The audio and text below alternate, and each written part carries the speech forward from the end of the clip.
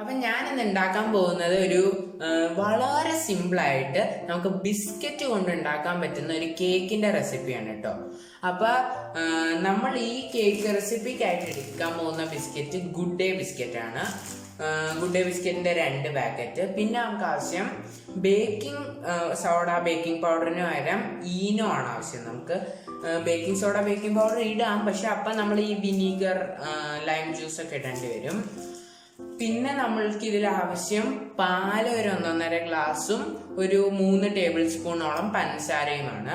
അപ്പൊ അതെ, ആദ്യത്തെ സ്റ്റെപ്പായിട്ട് നമുക്ക് നമ്മുടെ ഡ്രൈ ഇൻഗ്രീഡിയൻസിന് വേണ്ടി നമുക്ക് ഇവിടെ ഗുഡ് ഡേ ബിസ്ക്കറ്റ് എടുത്തിട്ട്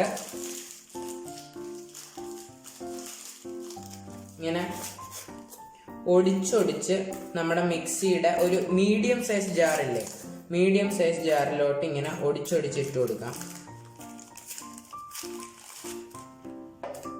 അതേ, നമ്മുടെ മിക്സിയിൽ ബിസ്ക്കറ്റ് 2 കൂട് ബിസ്ക്കറ്റ് മൊത്തം നമ്മൾ ഇട്ട് കഴിഞ്ഞു.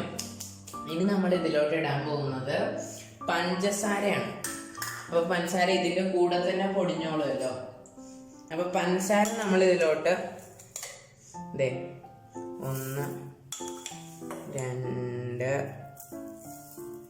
2.5 ടേബിൾ സ്പൂൺ ആണ് ഇടുന്നത്. ഇനി നമുക്ക് ഇതൊന്ന് എന്താ പറയാ, പൾസ് ചെയ്ത് നല്ല പൊടിയാക്കി എടുക്കണം. അപ്പൊ ഞാനിത് പൊടിയാക്കി എടുത്തിട്ട് കാണിച്ചു തരാം കേട്ടോ. ഓക്കെ, അപ്പൊ നമ്മുടെ ബിസ്ക്കറ്റും പഞ്ചസാരയും കൂടെ നല്ല പൊടിച്ച് സൂപ്പറായിട്ട് എടുത്തിട്ടുണ്ട്. അപ്പൊ അത് ഞാനിവിടെ ഒരു മിക്സിംഗ് ബൗളിലേക്ക് എടുത്തിട്ടുണ്ട്. ഇനി നമുക്ക് ഇതിൽ പാല് മെല്ലെ മെല്ലെ ആഡ് ചെയ്ത് നമുക്ക് അതിനെ ഒരു ബാറ്റർ ആക്കി എടുക്കണം. അപ്പൊ അതേ, ഞാനിവിടെ ഒരു ഫുൾ ഗ്ലാസ് പാൽ എടുത്തിട്ടുണ്ട്. പക്ഷെ ഫുൾ ഗ്ലാസ് ആഡ് ചെയ്യൂല കേട്ടോ, മെല്ലെ മെല്ലെ ആഡ് ചെയ്ത് കൊടുത്ത് നമുക്കിത് ബാറ്റർ ആക്കി എടുക്കണം. അപ്പൊ ഞാനിവിടെ ഇത് ഞങ്ങളുടെ കയ്യിലുള്ളതുകൊണ്ട് ഈ സ്പാറ്റുല വെച്ച് ചെയ്യുന്നേ ഉള്ളൂ. നിങ്ങളുടെ കയ്യിൽ മറ്റേ സ്പൂൺ വെച്ച് തന്നെ മതി കേട്ടോ. സത്യം പറഞ്ഞ ഇത് പിന്നെ ഉപയോഗിക്കാണ്ടിരുന്നുകൊണ്ട് ഇതൊന്നെടുത്ത് ചെയ്ത് നോക്കിയെന്നേ ഉള്ളൂ. അപ്പൊ നമ്മള് നല്ലൊരു എന്താ പറയാ, ഒരു ശരിക്ക് കേക്ക് ബാറ്ററിന്റെ ഇതില്ലേ, അതിനേലും കുറെ കൂടി ലൂസ് കൺസിസ്റ്റൻസി ആട്ടോ നമ്മുടെ ഇതിന്റെ. എന്ന് വെച്ചാൽ നമ്മുടേത് ശരിക്കും നമ്മൾ ഈ ഡ്രൈ ആയിട്ടല്ല നമ്മളിത് ബേക്ക് ചെയ്യുന്നത്. ഇഡലി കുക്കറിൽ വെള്ളം വെച്ചിട്ട് തന്നെയാണ് നമ്മൾ ബേക്ക് ചെയ്യുന്നത്. അപ്പം അതിൻ്റെ ഒരു ഇതുണ്ടല്ലോ, എന്താ പറയാ, ആ ഇഡലി മാവിന്റെ ഒക്കെ ഒരു കൺസിസ്റ്റൻസി ഉണ്ടല്ലോ, ആ കൺസിസ്റ്റൻസിയിലാണ് നമ്മുടെ ഈ ബാറ്റർ വരേണ്ടത്. അപ്പൊ നമ്മള് ഇത് നല്ല ഇതായിട്ട് നമ്മുടെ ബാറ്റർ ഫോം ചെയ്യുക. ഇത് ഇപ്പോഴും ഇത്തിരി കട്ടിയാണ്.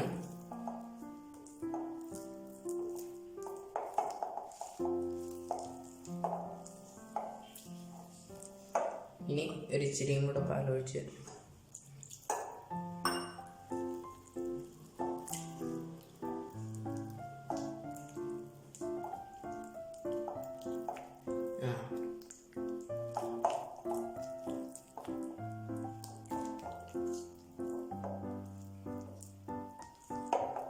നല്ല സ്മൂത്തായിട്ട് ബാറ്റർ ആക്കി എടുക്കുക.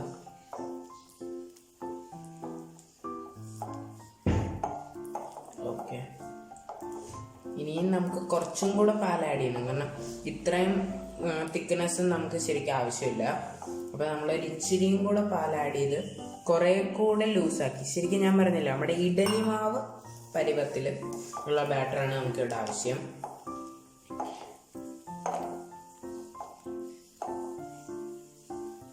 നമ്മൾ ഏറ്റവും അവസാനം നമ്മുടെ ഈനോ ചേർക്കത്തുള്ളൂ കേട്ടോ. എന്നിട്ട് നമ്മൾ പിന്നെ ഒറ്റ സൈഡിലോട്ടൊക്കെ ഇത് ചെയ്യാൻ പാടുള്ളല്ലോ, എന്താ പറയാ, ഇളക്കാൻ പാടുള്ളല്ലോ.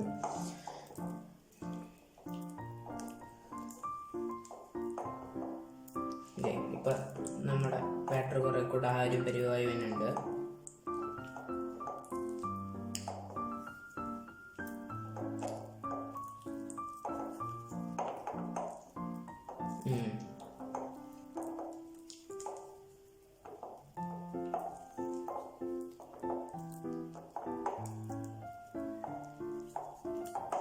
ഇനി വളരെ ഒരു ഇച്ചിരി പാലും കൂടെ ഒഴിച്ച് ഇത്ര മതിയാവുമായിരിക്കും.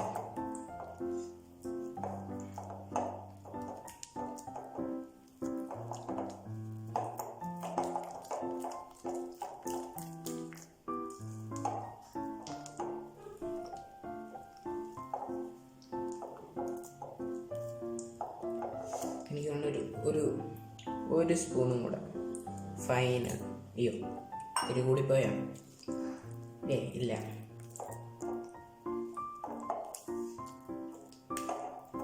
ഒരു ലേശം കൂടിപ്പോയെന്നൊരു സംശയമുണ്ട്. എന്നാലും കുഴപ്പമുണ്ടാവില്ല എന്ന് പ്രതീക്ഷിക്കാം. അപ്പോൾ എനിക്ക് നിങ്ങളോട് ഒരു ക്വസ്റ്റ്യൻ ചോദിക്കാനുണ്ട്. അത് എനിക്കറിയാത്തതുകൊണ്ട് കേട്ടോ. അപ്പോൾ അതിൻ്റെ ആൻസർ അറിയാമെങ്കിൽ നിങ്ങൾ കമൻസിലൊന്ന് ഇട്ടേക്കുക. എന്ന് വെച്ചാൽ ഈ ബേക്കിംഗ് പൗഡറും ബേക്കിംഗ് സോഡയൊക്കെ ഇട്ട് കഴിഞ്ഞിട്ട് എന്തുകൊണ്ടാണ് ഈ ഒറ്റ സൈഡിലോട്ട് എന്താ പറയുക ഇളക്കാൻ പാടുള്ളൂ എന്ന് പറയുന്നത് എന്തുകൊണ്ടാണെന്ന് നിങ്ങൾക്ക് അറിയാമെങ്കിൽ അതിൻ്റെ ആൻസർ ഒന്ന് കമൻസിലിട്ടേക്കുക. കാരണം എനിക്ക് അറിയണമെന്നുണ്ട്, പക്ഷെ ഞാനത് സെർച്ച് ചെയ്ത് കിട്ടിയില്ല. അപ്പം അതറിയാമെങ്കിൽ ഒന്ന് കമൻസിലിട്ടേക്കുക. ഇതേ നമ്മുടെ ബാറ്ററിൻ്റെ കൺസിസ്റ്റൻസി ഇപ്പം പെർഫെക്റ്റ് ആയിട്ടുണ്ട്.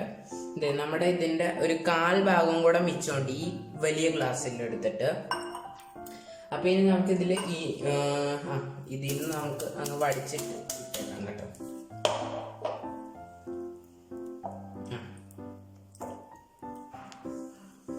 ഓക്കെ, ഇനി നമുക്കിതിൽ ഈനോ ആഡ് ചെയ്ത് ചെയ്യാനാണുള്ളത്.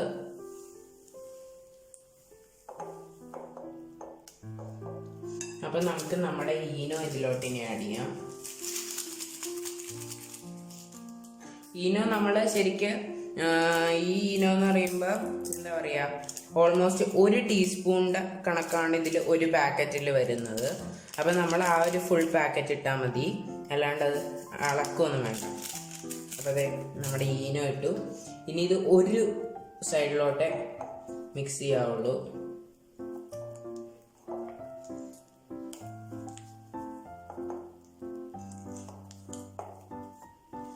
എന്തുകൊണ്ടാണെന്ന് കമൻസിൽ ഇടാൻ മറക്കല്ലേ, അറിയാമെങ്കിൽ.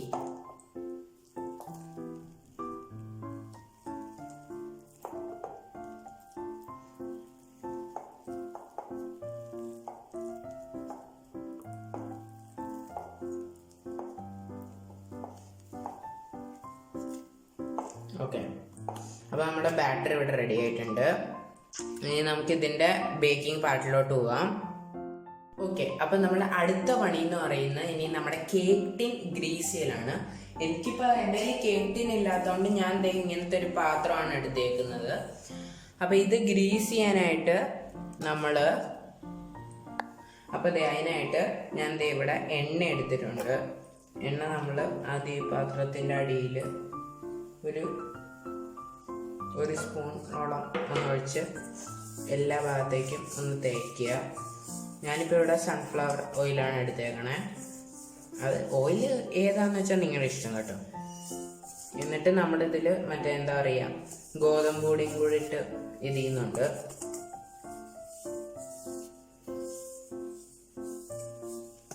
ഇനി നിങ്ങളിത് മറ്റേ പാർച്ച്മെന്റ് പേപ്പറൊക്കെ വെച്ചിട്ടാണെങ്കിലും നൈസ് കേട്ടോ.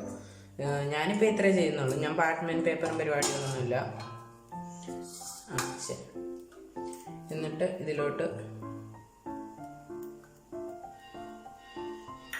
ഗോതമ്പ് പൊടി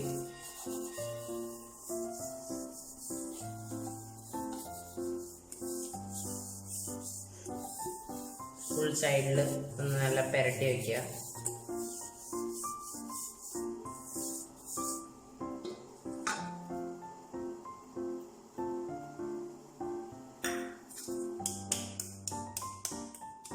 ഇങ്ങനെ കൊട്ടി കൊടുത്താൽ മതി കേട്ടോ. എനിക്ക് ആദ്യം മറ്റേ പെരട്ടല്ലേ, അത് എനിക്ക് ഒരു ചെറിയ തെറ്റ് പറ്റിപ്പോയതാണ്. ഇങ്ങനെ കൊട്ടി കൊടുത്താൽ മതി. അപ്പം ഈ വൈറ്റിഷ് ലെയർ പോലെ തന്നെയല്ലേ, അങ്ങനെ നമ്മുടെ ചുറ്റിനും കിട്ടണം. അല്ലാണ്ട് പെരട്ടി കൊടുത്തത് ഒരു ചെറിയ അബദ്ധം പറ്റിയതാണ്.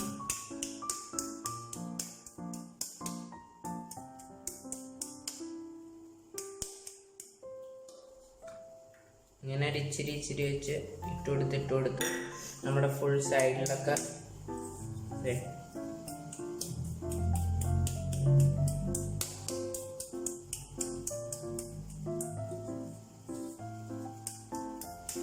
ചുറ്റിനും ചെയ്തെടുക്കുക.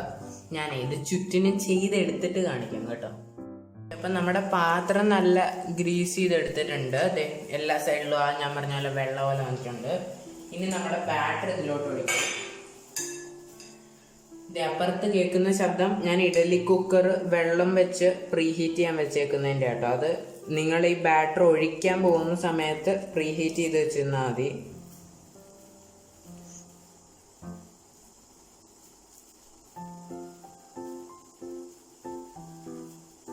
ബാറ്ററിന്റെ കൺസിസ്റ്റൻസി നല്ലോണം ശ്രദ്ധിച്ചോ കേട്ടോ.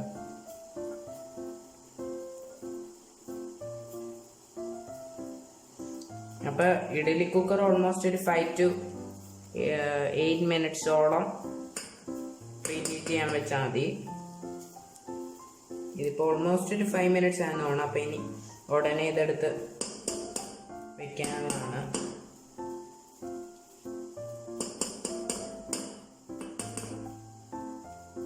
അപ്പം ഞാൻ ഇനി ഇത് വടിച്ച് ഇതിലോട്ട് ഇട്ടിട്ട് എന്താ പറയുക, ഞാനത് അതിനകത്തോട്ട് എടുത്ത് വെക്കട്ടെ കേട്ടോ. എന്നിട്ട് ഞാൻ അത് കഴിഞ്ഞിട്ടുള്ള കാര്യം. ഓക്കെ, അപ്പം നമ്മുടെ ബാറ്റർ നമ്മൾ എന്താ പറയുക, ടീ കേക്ക് ടിന്നിലോട്ടൊക്കെ നല്ലോണം ഇട്ട് നമ്മളതിപ്പോൾ ഇഡ്ഡലി കുക്കറിൽ വെച്ചിട്ടുണ്ട്. അതിൻ്റെയാണ് ഈ കൂവണ ശബ്ദം കേൾക്കണേ. അപ്പം ഇനി ഇതൊരു 1/2 മണിക്കൂറോളം ഇരുന്ന് ബേക്കായി വരണം. അപ്പം നമ്മളിത് വെള്ളം ഒഴിച്ചിട്ടാണല്ലോ ബേക്ക് ചെയ്തേക്കണം. അപ്പം ഓൾമോസ്റ്റ് നമ്മൾ അടിയിൽ ഒരു റിംഗ് കട്ടർ വെച്ചിട്ടാണ് ഈ പാത്രം വെക്കുന്നത്. അപ്പം ആ റിംഗ് കട്ടറിന്റെ 3/4 വെള്ളം വെച്ച് ഇത് ഏതാണ്ട് എന്താ പറയുക, 1/2 മണിക്കൂർ എന്ന് പറഞ്ഞാൽ ഒരു 3/4 മണിക്കൂറോളം ചിലപ്പോൾ പോയേക്കാം. എന്നിട്ട് നമുക്ക് അത് കഴിഞ്ഞിട്ട് ഈ 1/2 മണിക്കൂർ കഴിഞ്ഞ് തുറന്നു നോക്കുമ്പോൾ എന്നിട്ട് നമ്മൾ ഈ എന്താണ് സ്പൂണിന്റെ ബാക്ക് സൈഡോ അല്ലെങ്കിൽ ടൂത്ത് പിക്കോ അങ്ങനെ എന്തെങ്കിലും വെച്ച് കുത്തിയിട്ട് നോക്കുമ്പോൾ ക്ലീൻ ആയിട്ട് വന്നാൽ അത് ബേക്ക്ഡായി കറക്റ്റായി നിന്ന്. അപ്പോൾ അത് വരാൻ ഏതാണ്ട് ഒരു 30 to 40 മിനിറ്റ്സ് വേണ്ടി വരും. അപ്പോൾ നമുക്ക് അത് കഴിഞ്ഞിട്ട് കാണിച്ചു തരാം കേട്ടോ.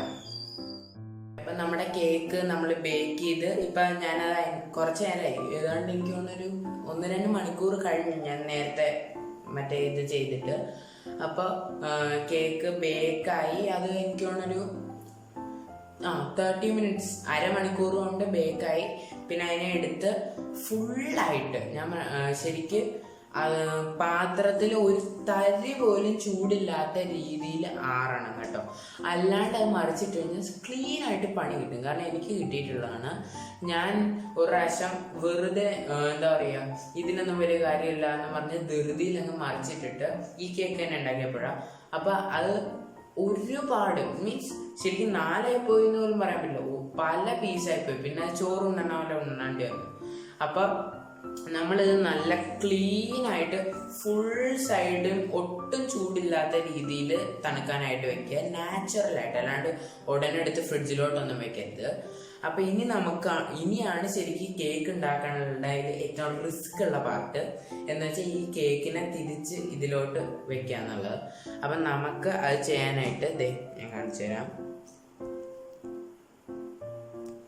നമുക്ക് ആദ്യം നമ്മുടെ കേക്ക് ടിന്നിൻ്റെ ചുറ്റും ഇങ്ങനെ കത്തി ഇങ്ങനെ ഓടിച്ചെടുക്കാം.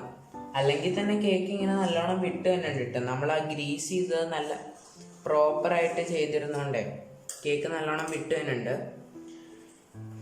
ഇനി നമുക്ക് ഇതിങ്ങനെ ഇതിൻ്റെ മുകളിൽ വെച്ചിട്ട് ഇങ്ങനെ അങ്ങ് മറിക്കാം. ഇനി തുറന്നു നോക്കാം. ഒറ്റ പീസായിട്ട് കിട്ടിയിട്ടുണ്ട്. ഒരിത്തിരി പൊക്കം കുറവുള്ള കേക്കാട്ടോ. അത് എൻ്റെ പാത്രത്തിന് ഒരു ഇച്ചിരി വലിപ്പം കൂടി പോയതുകൊണ്ടാണ് ഇത്തിരി പൊക്കം കുറവ് തോന്നുന്നത്. ഇത് നമുക്ക് ഈ താഴെ വീണ പൊടിയിൽ നിന്ന് ഞാനൊന്ന് ടേസ്റ്റ് ചെയ്ത് നോക്കട്ടെ. ഒരിത്തിരിയും കൂടെ ഷുഗർ ആഡ് ചെയ്യണം കേട്ടോ. അവിടെ നമ്മളിപ്പോൾ ഇനി ഇതിനെ നമ്മൾ ഒരുപാട് എന്താണ് വിപ്പിംഗ് ക്രീം ഡെക്കറേഷൻ ഒന്നുമില്ല, ചെറുതായിട്ട് നമ്മൾ പൊടിച്ച ഷുഗർ വെച്ചിട്ട് ഒന്ന് ഡെക്കറേറ്റ് ചെയ്യുന്നുണ്ട്. അത് ഓക്കെ. അപ്പം ഡെക്കറേറ്റ് ചെയ്യാനായിട്ട് നമ്മൾ ഇതുപോലത്തെ ഒരു ചായയുടെ അരിപ്പയിൽ നമ്മൾ പൗഡേർഡ് ഷുഗർ ഇട്ടിട്ടാണ് ഡെക്കറേറ്റ് ചെയ്യാൻ പോണേ.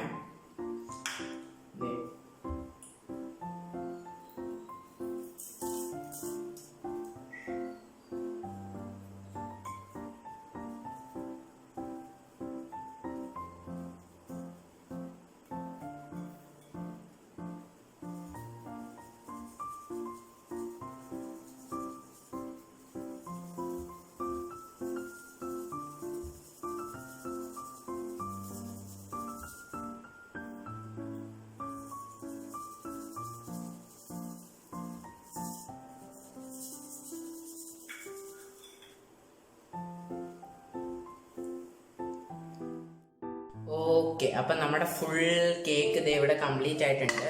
പക്ഷെ ഇതിപ്പോൾ നിങ്ങളെ എനിക്ക് കഴിച്ച് കാണിക്കാൻ പറ്റില്ല കേട്ടോ, കാരണം നാളത്തെ എൻ്റെ അമ്മൂമ്മയുടെ ബർത്ത്ഡേക്കുള്ള കേക്കാണ്. അപ്പോൾ നാളെ ഇത് കഴിച്ചിട്ട് എന്തായാലും ഞാൻ എന്താണ് മറ്റേ പാത്രത്തിൻ്റെ ചുറ്റിനുള്ളതിന് നക്കി നോക്കിയായിരുന്നു. സൂപ്പർ സാധനമാണ്.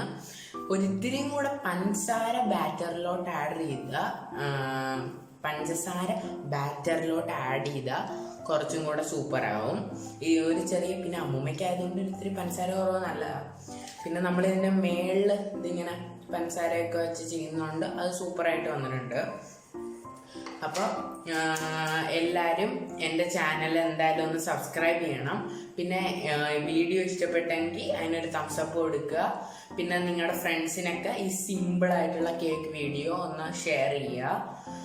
പിന്നെ എനിക്ക് നിങ്ങളിത് ഉണ്ടാക്കി നോക്കിയിട്ട് എങ്ങനെ ഉണ്ടായിരുന്നു, സൂപ്പർ ആണോ എന്നൊക്കെ എന്ന് കമൻസിൽ അയച്ചേക്കണേ. അപ്പോൾ താങ്ക് യു, ബൈ.